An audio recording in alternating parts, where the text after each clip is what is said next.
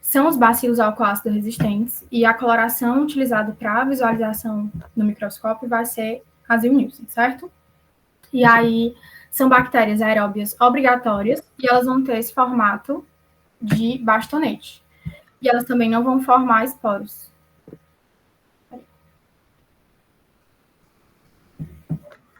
Tem gente entrando. Só um minuto. Marina, tu pode voltar um pouquinho e recomeçar, porque a gente só recebeu o link agora, na turma Pronto, 2. eu volto. Eu não falei quase nada, eu vou... Esse é o primeiro slide mesmo, assim, de introdução. Vocês querem que eu espere mais um pouquinho? Pode ser, porque como foi mandada agorinha, ainda tem gente que provavelmente vai pedir para entrar. Tá certo. Então, espera uns 2 minutos, que é o tempo que o pessoal entra. Tá, tô permitindo aqui.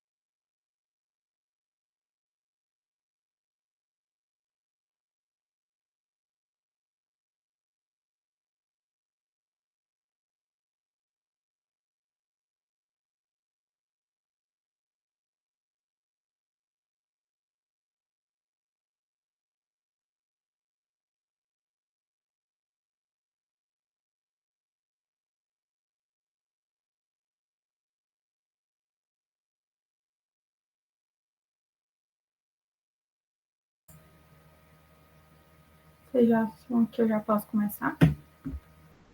Continuar aqui? Acho que dá certo, pode ir. Pronto.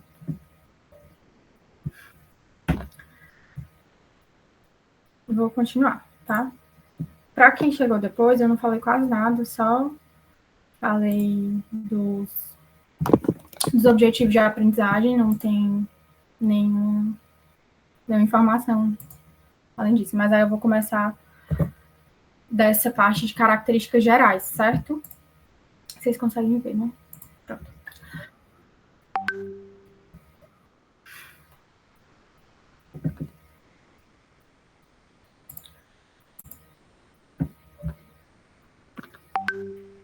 Já tem gente entrando.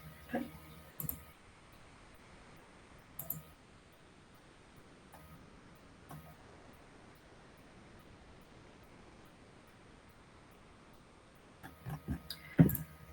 Pronto. A gente vai falar sobre as micobactérias, né? E dando início à aula, a micobactéria é algo complexo. E aí, a gente vai falar sobre micobactéria tuberculose, primeiramente, que é o bacilo de Koch, certo? BK. E aí, falando um pouquinho sobre as características gerais, isso aqui é importante saber, certo? Eu acho que ela tem umas questõezinhas que ela cobra, alguns detalhes da microbiologia mesmo, e esses conceitos iniciais, que são os bacilos alcoácidos resistentes, os BAS, que vocês já tiveram aula prática, né? Conseguiram visualizar lá no microscópio e ver também toda essa... como é que deve ser feito, né? Passo a passo de cada coloração. E a micobactéria, ela não vai ser corada pela coloração de Gram, que é a mais tradicional. Ela vai ser corada pela Zil-Nielsen, né? Essa técnica que deve ser utilizada. E aí, elas são bactérias aeróbias obrigatórias, então elas utilizam do oxigênio, e elas são desse formato em bastonete. E também uma característica que elas não formam esporos, elas não são esporuladas. Elas são fininhas, assim, aqui como mostra nessa foto, que eu acho que vocês viram também lá na aula prática. Ela tem um crescimento lento, isso é muito importante, é uma característica muito dela, né, da micobactéria, um crescimento bastante lento, devido à parede celular, que é muito complexa, e que a gente vai já falar também. E o tempo de geração, né, geração de uma colônia de uma micobactéria, vai mais ou menos entre 24 horas. Para vocês terem uma noção, né, o tempo de geração de um E. coli, por exemplo, é mais ou menos 20 minutos. Então, o crescimento da bactéria realmente é muito lento. Isso vai se refletir na cultura, né? Então, para a gente ter uma cultura positiva, uma cultura viável, só vai acontecer entre 30 a 45 dias. Então, é de crescimento bastante lento. E aí vai ter uma distribuição mundial, fala um pouquinho da epidemiologia, né? Vai ter uma distribuição mundial e é extremamente prevalente aqui no Brasil. Endêmico, né? E aí fala um pouquinho sobre a parede celular da micobactéria, que é bem diferente da gram-positiva e da gram-negativa. Vocês também viram essa parte, espero que sim, né? Que tenham visto nessa parte da aula prática. E aí, a grande característica da parede celular da micobactéria é que é uma parede celular rica em lipídio. Tanto esses ácidos micólicos, que são, juntamente com esses glicolipídios e essa lipoarabinomanana, são estruturas bastante lipídicas. E essas estruturas, elas vão ser as principais constituintes da parede celular, dando destaque para o ácido micólico, e vai fazer com que elas não se corem pela coloração de grão. Por isso que a gente utiliza outra técnica. E os ácidos micólicos e o peptídeo glicano, eles vão ser unidos por um polissacarídeo, que vai ser arabinogalactana. Eu não vi muita questão dela sobre isso, assim, sobre a parede celular, mas é bom vocês darem essa revisada, né?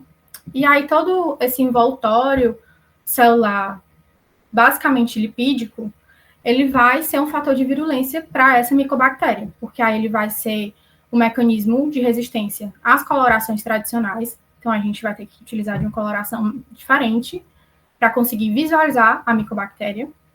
E também vai resistir a desinfetantes, a detergentes, aos agentes bacterianos, né, os antibióticos mais comuns, e também a resposta imune do hospedeiro, certo? Deixa eu colocar aqui no chat. Então, qualquer coisa vocês falam no chat que eu tô olhando aqui, coloquei agora. Não tem nenhum. Falando um pouquinho sobre os fatores de virulência. Os glicolipídios e o ácido micólico, que são os principais constituintes da parede celular da micobactéria, vai desencadear essa formação do granuloma, que a gente vai falar também que é bastante importante na tuberculose, né? Que é uma doença granulomatosa. E aí, os envoltórios celulares, né, da membrana celular, é que vai ocorrer a formação do granuloma, que é uma grande formação do nosso organismo. Tanto a catalase peroxidase, que é um enzima, né, quanto o componente lipoarabinomanana, eles vão atuar resistindo à resposta oxidativa da célula do hospedeiro. Então, esse é um fator de virulência também da micobactéria. E o lipoarabinomanana, ele vai induzir também a formação de citocinas e a liberação de citocinas por outras células também. Aí, por último, os fatores de virulência também estão relacionados à aderência dessas micobactérias nas células do hospedeiro e também a formação de biofilmes. Isso que a gente viu já em outras aulas, né? Os fatores de virulência de uma bactéria comum. E aí, revisando um pouquinho da coloração de Gram, já vai servir para... Marina, tu pode voltar só um minutinho no outro slide, por favor? Volto. Pronto. A minha dúvida é da lipoarabinomanana, né? É porque a gente estava lendo a questão das citocinas, que eram justamente sinalizadores para facilitar esse processo de destruição das bactérias invasoras, né? Aí eu não entendi bem como que essas citocinas elas vão ajudar a bactéria a se manter viva. Não, assim, esse é um fator também, mas vai ser um fator do hospedeiro, né? Que tu tá falando?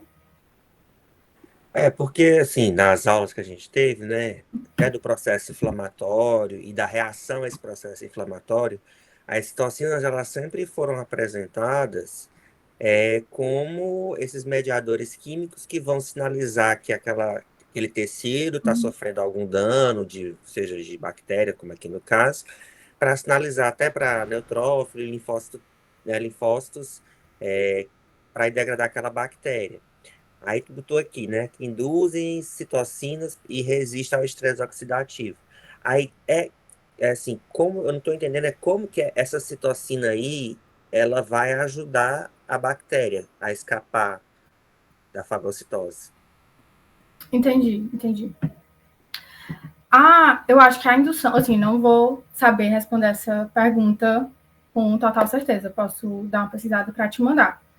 Mas a questão aqui vai ser porque a micobactéria, né, no caso da tuberculose, por exemplo, vai ser uma resposta inflamatória, né? Então, as citocinas, tudo bem, elas vão ajudar o hospedeiro a sinalizar a infecção, né, a inflamação.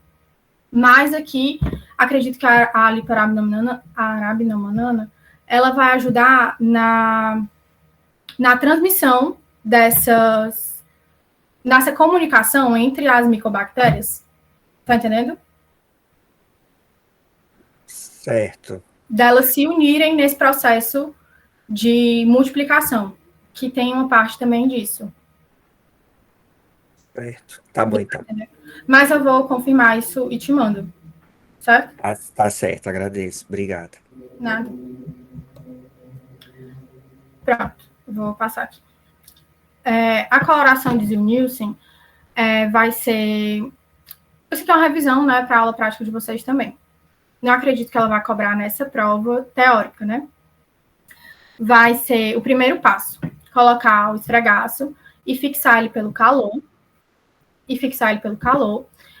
E o calor também vai ajudar a gente a liberar os lipídios que são constituintes dessa membrana externa, né, da micobactéria. E aí a gente vai cobrir essa lâmina com a fucsina fenicada, que é o corante. E na fucsina fenicada a gente ainda vai continuar com calor, porque vai liberar esses lipídios e vai, tipo, sair até uma fumacinha, né, o vapor. Eu não sei se vocês conseguiram ver na aula prática, mas vai ter a liberação do calor também. A liberação dos lipídios através do calor. E aí, o terceiro passo, a gente vai colocar o álcool ácido, que vai ser... como os bacilos, né, a micobactéria, ela vai ser um álcool ácido resistente, elas não vão se descorar. E aí, elas vão continuar com a mesma coloração de fucsina fenicada, certo? Continuar rosa. E para a gente visualizar as outras estruturas, né, tanto bactérias quanto outras células, que foram descoradas pelo álcool ácido, a gente vai colocar um contracorante, que é o ácido de metileno, para a gente conseguir visualizar no microscópio, certo? E aí são bacilos alcoácidos resistentes, eles vão aparecer nessa forma de bastões avermelhados, né, da cor da fucsina fenicada, e o restante da lâmina vai ficar nessa coloração azulada. E aí, como é que vai ser a forma de cultivo da micobactéria? Vai ter um meio específico, que é esse meio Launstein-Janssen, que é a base de ovo, que vai conter sais, glicerol e algumas substâncias orgânicas complexas, porque, como vai ser uma estrutura complexa, ele vai precisar de um cultivo também complexo. E precisar de vários nutrientes desse meio para que eles cresçam, né? Para que as micobactérias, elas cresçam. E aí a gente coloca nesses tubos de ensaio também esse verde malaquita, para inibir o crescimento de outras bactérias, porque o que a gente quer ver crescer mesmo é um micobactério, né? E como o cultivo da micobactéria é bastante demorado, outras bactérias nesse meio aqui, elas iriam crescer antes, mais cedo. Mas a gente coloca esse verde malaquita nesse processo de cultivo para inibir o crescimento de outras bactérias e no final ficar só o cultivo de uma micobactéria. Crescem em meio de cultura entre 3 a 6 semanas, né? Eu falei que o crescimento delas é bastante lento.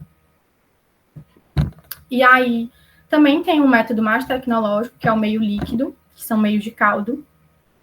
E vai permitir também que a gente utilize um material biológico do paciente em pequena quantidade.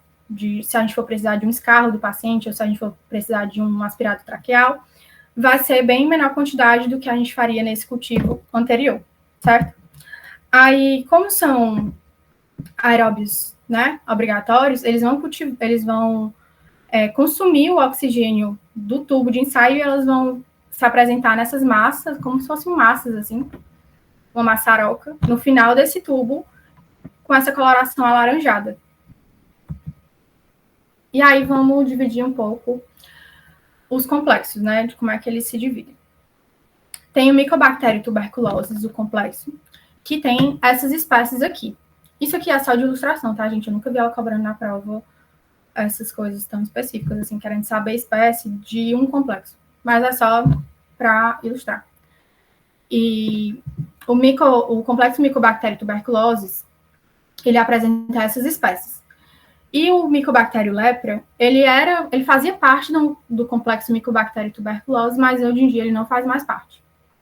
E aí a gente tem o complexo Mycobacterium avium, que é o MAC, que são essas espécies aqui. Mas em relação ao MAC, essas espécies elas não conseguem ser muito distinguidas. Então, elas são meio que aglomeradas juntos nesse complexo, que a gente não consegue distinguir verdadeiramente, assim, no laboratório. E aí, só com muitas outras pesquisas, né, de microbiologia. E aí, elas são geralmente causam doenças pulmonares, infecções oportunistas, principalmente em pacientes imunocomprometidos. E elas fazem parte do grupo de micobactérias não tuberculosas, que não vão causar tuberculose. Só que dentro desse grupo de micobactérias não tuberculosas, tem um grupo que tem um crescimento lento, que é o MAC. O MAC ele vai ter um crescimento lento. Mas tem outro grupo, que são as micobactérias não tuberculosas, mas elas têm um crescimento rápido, certo? A professora Tereza também gosta muito disso, de diferenciar esses complexos de MNTB de crescimento rápido, que são as que estão aqui nessa tabela, mas eu vou falar mais na frente também. Um pouquinho delas aqui é só para diferenciar. E aí vamos para o ponto, acho que um dos pontos fortes também da aula, né? Falar um pouquinho sobre a tuberculose. Aí a transmissão da tuberculose vai ser por gotículas respiratórias, pessoa a pessoa, pelos aerossóis, tanto por tosse, quanto espirro, quanto fala. E aí, a imunidade do hospedeiro é que vai dizer, né? Se vai ser uma doença ativa, se a imunidade vai conseguir conter ou não a proliferação da micobactéria, né? Se ela vai se tornar latente ou vai ter uma doença ativa. E aí, a resposta celular, né, que vai ser a mediadora disso tudo, por linfócitos T, vai fazer a formação do granuloma. E vamos lá para a fisiopatologia da tuberculose, certo? O que acontece? Aqui é uma briga entre o bacilo e o nosso sistema imune. E aí, do primeiro contato, o paciente se infectou, né? Ocorreu a transmissão por gotículas, o paciente se infectou. O bacilo, ele vai lá como ele é aeróbio obrigatório, o canto que tem mais oxigênio no nosso corpo são os pulmões, né? Então, ele vai chegar lá no nosso pulmão, e aí o macrófago ele vai identificar um organismo estranho e vai tentar fagocitar esse bacilo, o macrófago alveolar, né? Só que esse macrófago ele não vai conseguir, porque o bacilo ele vai ter todo um mecanismo e vai resistir a essa fagocitose. E aí, o bacilo ele vai continuar se proliferando, vai continuar se multiplicando dentro desse macrófago. Só que a grande questão é que a nossa imunidade celular de linfócitos T vai demorar muito para ser ativada, mais ou menos umas 3 semanas. E durante essas 3 semanas, o bacilo vai estar lá se disseminando de uma forma que não tem ninguém para barrar ali. Os macrófagos eles não vão conseguir matar, eles também não têm quantidade suficiente, porque os bacilos estão ali se proliferando. Aí, à medida que a ativação das células TH1, né, os linfócitos T, eles vão ser ativados após 3 semanas, vai ter toda a liberação de interleucinas, que vão estimular mais macrófagos para poder tentar conter toda essa proliferação. E aí como eles não vão conseguir, assim, destruir realmente os bacilos, eles vão tentar pelo menos prender eles ali por um tempo, que aí vai formar esse granuloma, né, que é o granuloma caseoso, que é como ele é conhecido, porque caseum vem de queijo, aí tem toda essa questão aí do latim. E aí, o granuloma caseoso, ele vai ser essa reação inflamatória exacerbada, como uma forma para conter o agente agressor, né? Para conter a Mycobacterium tuberculose. Uma vez que a gente não consegue eliminar ele de cara.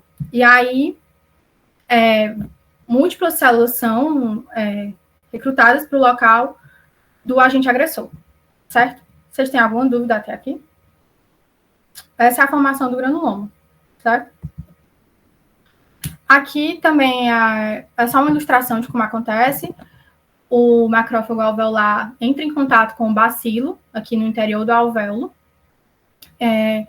e o macrófago não vai conseguir conter esse bacilo, né? E o bacilo ele vai se proliferar sem nenhuma barreira, sem ninguém para parar, até o linfócito chegar.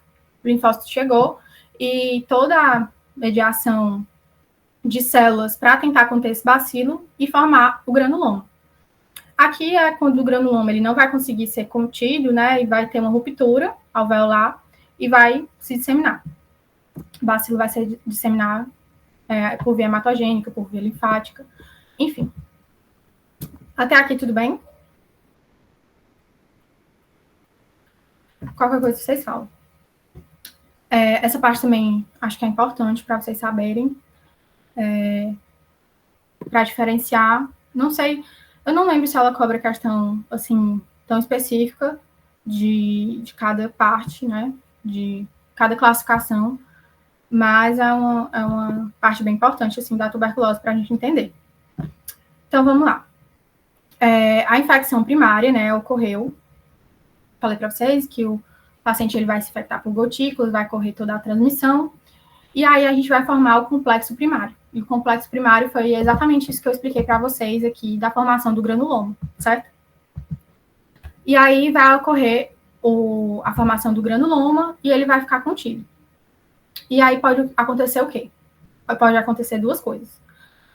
Ou esse granuloma, nossa resposta celular conseguiu segurar o Mycobacterium tuberculose, conseguiu segurar o bacilo e deixou ele ali adormecido, certo?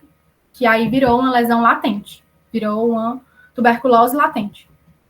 E aí esse complexo vai ficar ali por o tempo que for. Mas também eu posso ter a contaminação, a transmissão, formar o complexo e ir direto para uma doença ativa, que é a TB primária, certo? Geralmente vai acontecer mais em crianças, as crianças que têm mais contato, e como uma criança não vai ter o sistema imunológico, né, como de um adulto, mais bem formado, com todas as características, né, tudo bem direitinho, vai ser muito mais comum uma tuberculose primária na infância. E aí, voltando aqui para a infecção latente. A infecção latente vai ficar ali dormente, o organismo vai ficar dormente, o granuloma vai conter o bacilo, só que pode vir a acontecer de uma imunossupressão, principalmente, é o que mais acontece, né? Uma imunossupressão, o paciente adquiriu outra doença imunossupressora, ou ele vai fazer um tratamento imunossupressor, e aí a imunidade celular não vai mais conseguir conter, nosso sistema imunológico ele não vai conseguir mais conter essa lesão latente, né? Não vai conseguir deixar ali as células prendendo o bacilo, e esse bacilo ele vai conseguir se sair e proliferar. E aí isso vai acontecer e vai dar início à tuberculose secundária, certo? E a tuberculose secundária, tanto a secundária quanto a primária, elas pode ocorrer a disseminação hematogênica e gerar uma tuberculose miliar.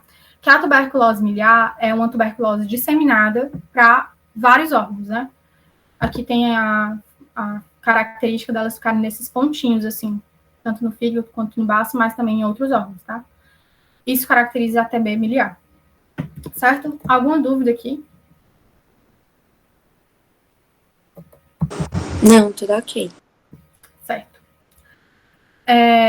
Então, como é que vai ser o quadro clínico da tuberculose pulmonar? Vai ter as características dos sintomas B, né? De perda de peso, febre, tosse com sangue, tosse prolongada, suor noturno. E essas são as principais características da tuberculose pulmonar. Mas também a gente pode ter uma tuberculose extrapulmonar. Porque, como eu falei para vocês, o bacilo ele vai adentrar o alvéolo, mas por tempo indeterminado ali, até a nossa imunidade celular funcionar, ele vai ficar disseminando, né? Ele vai ficar se proliferando. E aí ele pode chegar a ir por disseminação dos linfonodos, né? Hematogênica ou via linfática.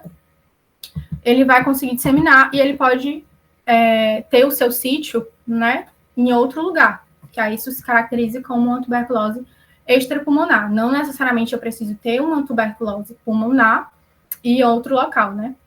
Eu posso ter em outro local somente. Certo? Aí também tem a tuberculose renal, tanto por contiguidade como tuberculose primária. Contiguidade é quando tem um órgão afetado, por exemplo, eu tenho uma pleura, aí como tá ali muito perto do rim, pegou ali no rim, entendeu? A contiguidade é isso. Aí também tem o mal de Pote, que é por origem linfática, que vai afetar os ossos. Toda essa característica da tuberculose extrapulmonar. E aí, fechei o tuberculose pulmonar e extrapulmonar, indo para o diagnóstico. Qualquer coisa vocês falam no chat que eu estou vendo aqui. E aí, o diagnóstico, ele pode ser feito por baciloscopia, que vai ter a coleta de escarro em 2 amostras, que vai ser a técnica de Zillnius, né, que eu já falei anteriormente. E vai ser a pesquisa de Barr, dos bacilos álcool-ácido resistentes. Mas isso tudo vai ter uma baixa sensibilidade, né? Essa visualização, porque para a gente visualizar, quem teve a oportunidade de ver lá no laboratório viu que é uma quantidade pequena, a professora Tereza deixou bem específico ali para vocês, no ponto de ver só, mas isso é o olho humano, né? Então pode haver algumas falhas e tem uma baixa sensibilidade. Tanto também na produção da técnica. E aí, a gente também tem a cultura, mas como eu falei para vocês, vai ser um pouco demorado, né? De 20 a 60 dias. Mas vai ser um diagnóstico definitivo, tem uma alta sensibilidade. E a gente tem o PCR, que o PCR é o teste rápido, que é o TRMTB, e a gente vai detectar o DNA, né, do Mycobacterium tuberculosis. E a gente também vai poder ver, pelo PCR, a resistência ao antibiótico, se o paciente tem ou não resistência à rifampicina, principalmente. E aí, esse teste rápido, ele vai sair em 2 horas. Então, não tem nem comparação, né, como a rapidez, de 2 horas para 1 mês, basicamente, né, com cultura vir positiva. Aí tem essa outra cultura automatizada, que já é em laboratório. Ela vai ter um resultado positivo mais cedo, de 4 a 12 dias, e ela tem mais sensibilidade que uma baciloscopia. A baciloscopia é a que tem menor sensibilidade. Aí passando agora, tirando do diagnóstico de cultura, passando para os testes, né, para saber se o paciente que não está com sintomas de tuberculose, mas para saber se ele teve ou não contato com o bacilo. Esses testes são importantes, principalmente porque tanto para os contactantes, né, porque se um paciente está com tuberculose, os contactantes, eles têm que ser tratados, mas também naqueles casos que os pacientes, eles precisam ter uma imunossupressão, né, eles têm alguma doença que eles precisam utilizar de medicamentos imunossupressores, tanto quimioterapia, mas também são várias doenças, nefropatias, principalmente as doenças hematológicas, dermatológicas. Então, esses pacientes que vão utilizar desses tratamentos, eles precisam, antes disso, né, antes de prescrever uns medicamentos como esses para os pacientes, a gente precisa saber se ele teve ou não contato com bacilo. Porque se a gente prescrever esse medicamento e ele já tiver tido contato, a gente está meio que causando uma iatrogenia, né? Porque a gente vai causar uma tuberculose, a gente vai causar uma doença naquele paciente. Então, voltando, né? O teste tuberculínico, que é o PPD, ele vai ser uma injeção subcutânea das proteínas da micobactéria na pele do paciente, né? Então, a gente vai injetar, principalmente no braço, e a gente vai ver a exposição. Se vai ter exposição ou não. A gente mede, tem todos os valores, mas eu acredito que a professora Tereza não vai cobrar nada disso para vocês. Já é bem mais específico. Mas é para vocês saberem só que o teste tuberculínico vai ter essa questão da injeção subcutânea, colocar uma proteína, né? Colocar o agente ali no braço do paciente para saber se ele tem uma reação. Que aí a imunidade vai lá e vai dizer para a gente, né? Se ele teve reação ou não, se ele teve contato com o bacilo ou não. Aí a outra técnica é o IGRA, que é o quantiferon, outro método para avaliar o contato do paciente. E vai ser a quantificação de interferon gama, porque o interferon gama está dentro das interleucinas, das citocinas que são mediadoras ali da inflamação do granuloma. E a quantificação é um teste quantitativo, ele vai dizer para a gente se o paciente teve ou não contato. Aí aqui a vacina é só uma breve... eu acho que ela não cobre isso aqui também, não tem muito o que falar. Mas a vacina BCG, ela é uma cepa atenuada de Mycobacterium bovis e vai proteger principalmente contra as formas graves de tuberculose na infância, né? Aquela tuberculose primária que eu falei para vocês, que é principalmente na infância, são em crianças também que não são vacinadas. E aí, tuberculose na infância, forma de tuberculose grave, e também a meningia, tuberculose meningia, também protege. E aí, a tuberculose, encerramos por aqui. Aí agora a gente vai passar para a hanseníase. A hanseníase, ela disse que eu não focasse muito, desse só uma breve passada sobre a hanseníase. Então, eu acredito que ela não vai ser muito específica na parte da hanseníase, certo? E aí, a hanseníase é comumente conhecida como a doença de Hansen. É causada pelo Mycobacterium lepra e é transmitido também por contato de pessoa a pessoa. Porém, a hanseníase, ela não é tão contagiosa como a tuberculose. Então, eu preciso ter um contato exagerado ali com aquela pessoa que está infectada e que não está tratada para eu ter hanseníase, né? E o meio de transmissão também não é totalmente compreendido. Alguns falam que é por gotículos também, mas outros falam que a transmissão pela pele, nas feridas, né? Enfim. E aí as formas clínicas. Também vou dar uma passada breve, acho que ela não vai cobrar, mas falando um pouquinho para vocês que a gente tem algumas diferenças entre... São vários polos da doença. Na verdade, são dois, mas assim, tem várias formas clínicas dentro desses dois polos, né? O primeiro polo de uma doença indeterminada e o último polo é a doença vichoviana. Mas a hanseníase também é mediada pela imunidade, mas é um pouquinho diferente da tuberculose, mas não vou falar para vocês. Mas também saibam que depende da imunidade do hospedeiro. E aí tem a hanseníase tuberculoide e a borderline, que elas são caracterizadas mais por essas lesões que são mais claras que a pele, que são lesões hipocrômicas. E tem a hanseníase vichoviana borderline, que também pode ser chamada de dimorfa, que está mais essas lesões eritematosas, avermelhadas. E a vichoviana, que é o outro polo, né, o último polo da hanseníase, ela já vai estar... é bem diferente das outras lesões que eu mostrei para vocês, né? E principalmente acometendo a face do paciente. Face, orelha, com essa formação de nódulos, certo? Aí também passei brevemente pela hanseníase, indo para a última parte, que são as micobactérias de crescimento rápido. Mycobacteria não tuberculosa, MNTB.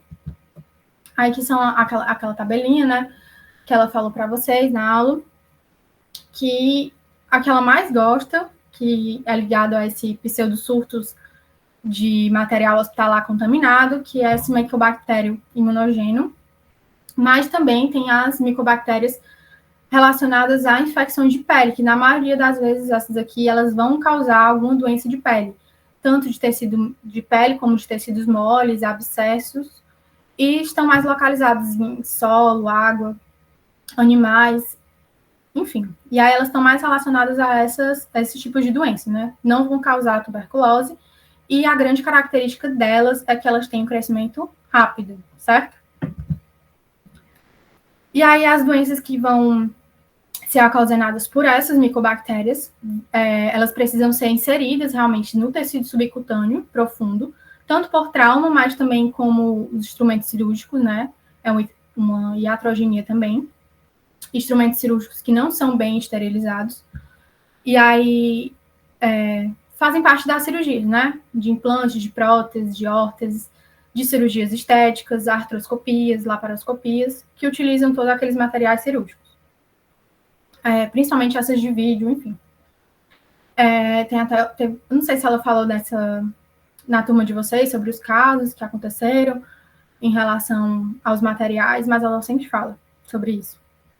E aí, geralmente são associadas a surtos hospitalares e infecção de tecidos moles, e elas também são resistentes a produtos químicos. Então, elas precisam realmente, os materiais, né, utilizados nas cirurgias, eles precisam realmente de uma esterilização correta. E aí, o quadro clínico tem os abscessos piogênicos, né, pus, infecção mesmo, e aí vai ter uma reação inflamatória aguda, supurativa, e também não vai ter a resposta aos antibióticos, né, eles vão ser resistentes aos antibióticos, na maioria das vezes, os mais comuns para germes de pele, e vai ter uma evolução crônica, com nódulos, ulcerações e formação de coleções e fístulas também. Aqui são as fotos que ela coloca na aula em relação a esses instrumentos cirúrgicos. Aí, aqui eu coloquei umas questões para vocês. Se vocês quiserem, eu posso fazer aqui só comentando. Já mandei os slides, né? Você já tem as respostas, mas enfim. Paciente, sexo feminino, 57 anos, natural de Messejana, procurou assistência da clínica escola com queixa de dor lombar e presença de sangue vivo na urina, associados à febre vespertina e perda ponderal. Foi solicitado o exame de urina que evidenciou intensa leucocitura e urocultura negativa. Diante desses resultados, realizou-se a pesquisa de bacilo alcoácido resistentes, que são BA, na urina, cujo resultado foi positivo. O preceptor solicitou dos alunos presentes a melhor hipótese diagnóstica para o caso. Qual a melhor resposta a ser dada pelos alunos? Gente, ela é uma paciente, né, que apresentou sangue vivo na urina, associado à febre vespertina e perda ponderal, e aí intensa leucocitura e urocultura negativa. A urocultura, como a gente já viu que a micobactéria vai demorar, né, para crescer, não vinha uma urocultura positiva aqui. E também falando que a gente não tem outra infecção, né? A gente não tem outra bactéria que cresceu, a não ser a visualização aqui, a baciloscopia, que foi positiva. E aí, a melhor hipótese diagnóstica para esse caso é a tuberculose renal, né? Se vocês tiverem alguma dúvida, vocês podem falar. Vou passar aqui para a próxima questão. A ocorrência de surtos de infecções causadas por micobactérias relacionadas aos cuidados com a saúde, hospitalares e não hospitalares, tem sido constatada em várias cidades brasileiras desde 1998. Foram reportados à Anvisa entre o período de 1º de janeiro de 2003 a 28 de fevereiro de 2009, 2.128 casos de infecções ocorridos em hospitais públicos e privados. Qual a opção que melhor define as características do grupo de micobactérias relacionadas ao texto? Foi essa última que eu falei, né? As micobactérias não tuberculosas, essa questão de surto, de infecção, principalmente de hospitais. E aí a característica delas é que elas têm um crescimento rápido, né? Diferentemente da micobactéria tuberculose, que tem um crescimento lento. E aí o único item que tem crescimento rápido é o item E, que ela foi muito boazinha, né, nessa questão. E aí é crescimento rápido e a formação de colônias vai ser mais rápido do que a micobactéria tuberculose, né? O crescimento vai ser em até 7 dias. Essa é a última questão. Em 24 de março de 1882, Albert Koch descobriu o agente etiológico da TB, Mycobacterium tuberculosis, hoje denominado bacilo de Koch. Anos mais tarde, em 1891, após trabalhos em que já havia anunciado a descoberta de uma substância para o tratamento de animais de laboratório, Koch lançou o artigo sobre o remédio para a cura da tuberculose. Quais as características abaixo descrevem o Mycobacterium tuberculosis? Item 1. Em meios artificiais e tecidos animais, seu tempo de geração é de cerca de 24 horas. Eu falei lá no começo da aula, né, que realmente o crescimento, o tempo de geração para a formação de colônias é cerca de 24 horas. 2. No esfregaço, então esse item tá certo, né? Aí, 2. No esfregaço corado pelo Zil-Nielsen, aparece como os bacilos retos levemente curvados. Também esse item tá correto, né? A coloração que deve ser feita é a de Zil-Nielsen. E eles vão ser esses bacilos retos levemente curvados. Não tem muito o que falar sobre esse item. É realmente a característica deles. A morfologia. Item 3. Os bacilos não apresentam estruturas flagelares e, portanto, são considerados imóveis. Realmente eu não falei para vocês, né, que eles não, lá no começo de fatores de virulência, eu não falei para vocês que um dos fatores seria flagelo. Realmente eles não têm flagelo, eles não possuem esse fator como associado, e eles são considerados imóveis, certo? Então esse item também está certo. Item 4. Não possuem a capacidade de produzir uma cápsula de polissacarídeos. São acapsulares.